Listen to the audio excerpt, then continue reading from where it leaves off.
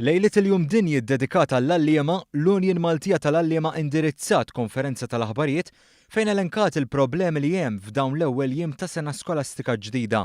Il-President tal-MUT Marco Bonnici innota kif il-problemi eżistenti huma r-riżultat ta' żewġ fatturi: in-numru ta' żgħażagħ attirati lejn il-professjoni li qegħdin dejjem jonqsu u l-edukaturi li qed jitilqu mill-istess professjoni, fatturi li jeħtieġ li jkunu indirizzati. Ta' numru ta' għallima jew edukaturi li qed jitilqu, nemmen li ikonna pakkett finanzjarju u kundizzjonijiet aħjar maqbulin fil-ftehim settorali dik għandha tiġi indirizzata u għandna ngħinu biex għal numru ta' snin inkun nistgħu nindirizzawha.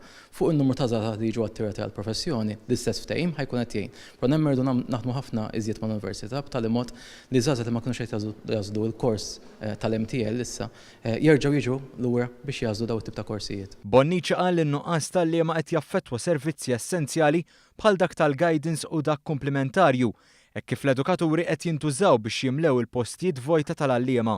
Qal li n-nuqqas tal-LSAs qed jaffettwa servizzi taċ-ċentri tar-riżorsi u li qed iwassal biex ċertu servizzi ikunu limitati ħafna.